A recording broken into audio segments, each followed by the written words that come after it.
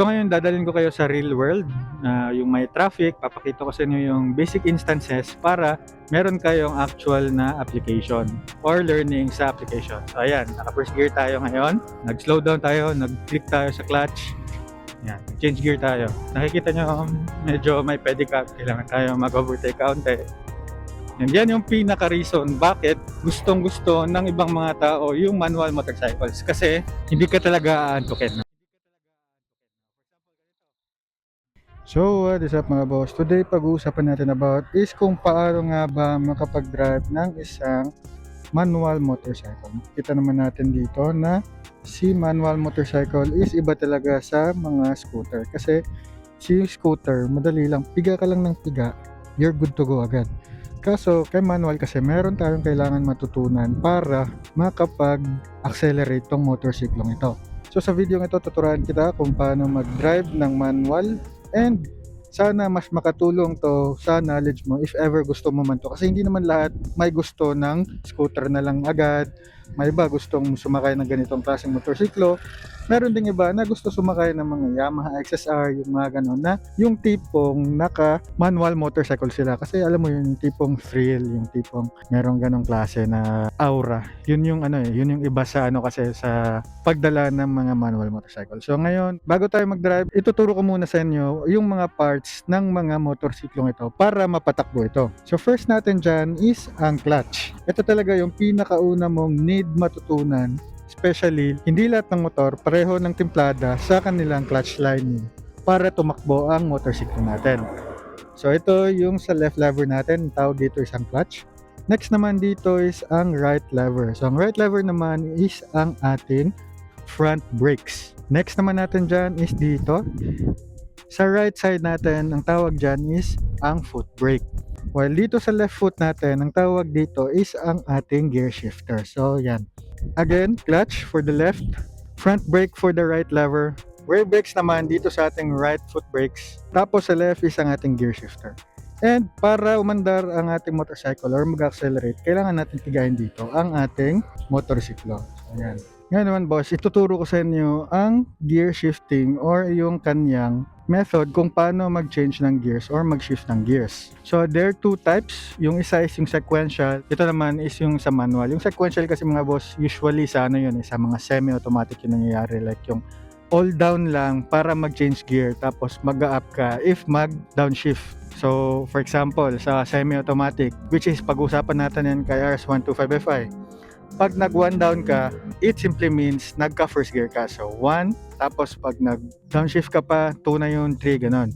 Ngayon, kay manual, 1 down, 5 up naman kay manual motorcycles or mga manual shiftings. So again, 1 for the first gear, 2 for the second, 3, 4, 5. And if may 6 gear ang motor nyo, 1 more up ka pa. Si Suzuki Gixxer kasi is naka 5 gears lang, kaya ganyan lang siya. So 1 and 4. 1 down, 4 up. Tama ba? Ngayon naman, sa ating neutral, nandito lang siya. So, si neutral kasi, para siyang walang gear na nakalagay. Which is, ganyan din kay semi-automatic. But, si manual kasi, nasa gitna siya ng first gear at second gear. So, first and tapos second. Which means, nasa may gitna siya. And nasa gitna siya, kahit ano pang piga mo dito, hindi ka mag-accelerate kasi naka-neutral siya. And yun yung usual na gagamitin natin kapag nasa stoplight tayo, magpa-park tayo, or for example ganito, makikita natin dito, naka-neutral siya. Makikita mo yung ilaw niya dito, yung light indicator niya, naka-neutral siya. So, it means, pag in-start ko to, hindi mag-accelerate yung motor ko or magkakajot bigla. So, ganyan na siya mga boss. Again mga boss, sa manual motorcycle, kapag naka-press ka sa clutch mo, tapos naka first gear, tapos hindi mo nilagyan ng counting piga, pag binitawan mo to while naka first gear, may malaking chance na mamamatayan ka kasi dapat sasaluhin mo siya kasama ng iyong pag-gearing dito. So imagine niyo naka first gear, ayan, nakahawa kayo sa lever, pag nag-reels kayo konti, bigay din kayo or alalay din kayo konti ng pagpiga para umandar yung motorsiklo natin. Okay, gets nyo na ba? Kasi kung hindi pa, i-demonstrate na natin ngayon, okay? In 3, 2, 1, let's go. Yan mga boss, nandito na tayo. Yun na natin, again, naka-neutral. Naka-press yung ating clutch lever dito. Tapos, i-start natin dito sa start button natin, sa switches, okay? Yan. I'm not sure sa ibang motorsiklo, but kay Suzuki Gixxer, kailangan ka nakahawak sa lever. Tapos, ipipress mo dito and naka-neutral. Okay lang naman kahit naka first gear at i-start mo as long as naka full hold ka sa yung clutch lever. Alright? Ngayon, i-actualize na natin yung tinuro ko kanina. Makikita nyo to dito. Ayan. If makikita nyo, ilalagay ko sa first gear. Mag 1 down tayo. Yan. Tapos sa second gear, kita nyo. Ayan. Ayan. Kita nyo. Ayan. Naka 2 siya. Dito sa may neutral, counting pihit lang talaga. Yan. Makikita nyo yun. Counting press. Ayan. Nag-neutral na siya. So, ganyan lang sa ating concept. Ngayon, sa pagpapaandar naman at saka sa pag-accelerate, again, press ng isa. Tapos, makikita mo, naka-full hold tayo sa clutch. Magpipiga tayo konti para makadagdag ng counting gas para hindi siya sinukin. Tapos, release kaunti. Tapos, piga tayo. Right? Yan. Makikita nyo, ayan. Pag beginner ka, medyo mapapalakas talaga yung pagpiga mo sa throttle mo. Pero as time passes by, ayan, makukuha mo na yung balance, makukuha mo na yung pagpapatakbo nito. Ayan. Titingin muna tayo paano magliko. Alright? Okay. Ngayon naman mga boss, ituturo ko sa inyo yung pag-shift gear. Kasi meron na tayong idea sa pag-first gear, tapos ganito. Makikita nyo, pag nasisigaw-sigaw na ang motor natin, kailangan na siya mag-change gear. For example, ito. Yan.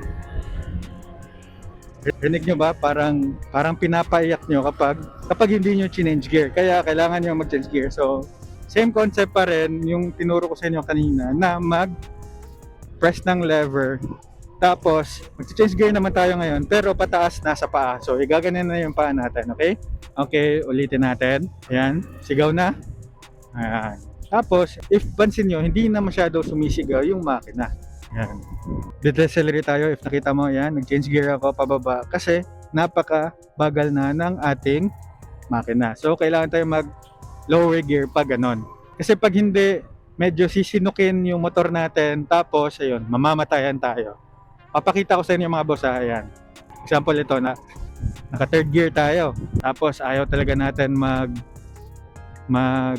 lower gear yan. Yung motor natin, dinig nyo ba? Mukha siyang sinisinok. Tapos kaunti pa yung RPM natin na linalagay or yung gas. Yan. Yan, kita nyo? Sinok na siya.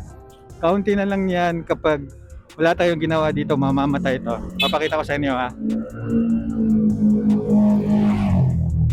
Yan, kita nyo? Oh? Mamamatay yun kapag hinayaan nyo lang talaga na ganun na lang yung mangyari. Yun lang naman yung basics mga boss if makikita nyo. First gear down, tapos hawak sa clutch, tapos piga. Yan. Tapos pag naririnig mo na medyo sumisigaw na yung motor nyo, change gear kayo, clutch ulit, tapos shift tayo pataas para mag-change tayo to higher gears. Yan. Tapos lastly, yung neutral natin, makikita nyo. Yan. Nasa kalagitnaan siya ng first and second gear. And meron talaga mga circumstance na hindi natin makukuha minsan, yung neutral, yung ganyan. Hahanapin natin yung perfect na timpla niya para makuha natin yung neutral. Ganun lang talaga kapag naka-manual tayo. At the end of the day, if natutunan nyo to, may chance talaga na magiging head turner tayo or yung tipong may aura talaga kapag naka-manual. Iba kasi talaga yung tindigan. However, iba naman talaga na yung parang uso ngayon, which is yung automatic motorcycle. So, depende na lang talaga sa inyo if gusto niyo matutunan paano mag-manual motorcycle or paano matuto mag-declutch na motorcycle. So ngayon, dadalhin ko kayo sa real world, yung may traffic, papakita ko sa inyo yung basic instances para meron kayong actual na application or learning sa application. So ayan, naka first gear tayo ngayon, nag-slow down tayo, nag-click tayo sa clutch. Yan, change gear tayo. Nakikita nyo, medyo may pedicab. Kailangan tayo mag-overtake kaunti. Tingin na lang tayo lagi, alright? And pindot-pindot lang sa clutch at saka brakes natin kapag gano'n. Para makontrol talaga natin and makuha natin yung timpla na gusto natin. And yan yung pinaka-reason bakit gustong-gusto ng ibang mga tao yung manual motorcycles. Kasi hindi ka talaga aantukin. For example, ganito. Merong counting between the lines sa traffic. So, kailangan mag-slow down. May mga tao. alisto ka talaga dito and kailangan talaga mag-pay attention ka. So ayan. Ngayon nandito na tayo sa real world. Ayan. Swerte tayo. Walang masyadong traffic. Signal tayo. Nasa straight tayo na daan and makikita mo nag-U-turn. Sakyan, kailangan tayo mag-slow down. Ipakita nyo. Ayan. Nag-pull tayo ng lever natin and nag-downshift tayo ng gears. Ganyan yung magiging day-to-day nyo kapag naka-manual motorcycle kayo. Sa halip na gagamitin nyo yung mga automatic na piga lang ng piga, ganito yung magiging everyday situations nyo. Kita nyo ngayon, naka-full stop tayo. Imagine nyo, nasa stoplight tayo or sa mga ganitong klaseng situation, kailangan talaga nakapag-pull tayo ng clutch lever natin if hindi natin in-neutral. Hindi naman tayo hindi mag-clutch if naka-neutral yung ating makina. Kaso nga lang, nag-first gear tayo noon kasi hindi naman tayo sobrang katagalan na mag-neutral. So, alam mo yun, less process na and konting taste na lang sa ating pag-pull ng clutch. Yan. Makita nyo, yung lubak-lubak, ayan, parang nasa motor lang din naman. Pero kapag ma-outbalance ka, kailangan mo talaga mag-pull-pull counter ng mga clutch mo. So, yan. Yan. Example ganito. Okay. One down ka para magiging smooth yung pagsalo mo sa mga lubak-lubak. Paisip bigla, yan. Pwede nyo naman din iwasan, yan. Mag-iwasan kayo sa mga lubak-lubak. Tapos, change gear lang, timpla-timpla lang. Kaya marami talagang nagugustuhan yung mga manual motorcycles. Kasi, ayan, natcha-challenge talaga yung isip nila sa mga ganitong klaseng mga challenges. Mga lubak-lubak, mga traffic, mga day-to-day. Kaya ayan, nakita nyo, nag-break ako kasi may mga bata. Ayan. So, ganyan yung day-to-day natin kapag naka-manual motorcycles tayo. And nandito na nga tayo sa bahay, and sana nakatulong ako. Ipapark ko lang saglit. Ayan, nakita nyo? Yung neutral natin, hindi agad natin nakuha yung timpla. Ganyan talaga. And nandito na tayo sa bahay natin and makikita nyo si RS nandyan. So, park natin and then i-close natin yung gate. And nakarating na tayo sa bahay, and yun, I hope nakatulong ako sa inyo and sana mas maging confident kayo dahil sa mga tips and sa mga ways paano mag-drive ng manual motorcycle. Pero kayo ba mga boss? Panahon ngayon na napakaganda ng mga naibibigay ng mga automatic motorcycles. Makukonsider nyo pa rin ba ang manual motorcycles? Pero alam naman natin these days mga boss, hindi na masyado ganyan ka convenient magkaroon ng manual motorcycle, especially napaka-competitive na ng mga semi-automatic motorcycles tsaka mga automatic motorcycles, especially sila Honda, Yamaha, Suzuki at tsaka silang Kawasaki. So napakadami nilang na-offer, especially din naman yung mga China brand na gusto rin ipakita and i-showcase nila yung mga bagong motorsiklo nila. So ngayon mga boss, gusto kong malaman kung papapiliin kayo, bibili pa rin ba kayo ng manual motorcycles knowing that napakarami ng mga automatic motorcycles ngayon na napakaganda ng mga na-offer tulad ng mga gulay board, charging port, meron pa silang underseat compartment na pwede magkasya yung helmet at sari-sari pang mga specs na masasabi mo talagang mas okay yon kasi less na yung iisipin mo pag tumatakbo ka sa daan. And if hindi naman, comment nyo lang dyan sa comment section para malaman natin anong pag-usapan natin yan together with the community. And if nagustuhan mo yung mga ganitong klaseng mga content, you can follow me for more. Like this video na rin and make a comment down below if meron ka mga questions or suggestions na pwede natin pag-usapan dyan together with the community. Always remember lang to ride safe and see you on my next video. Let's go!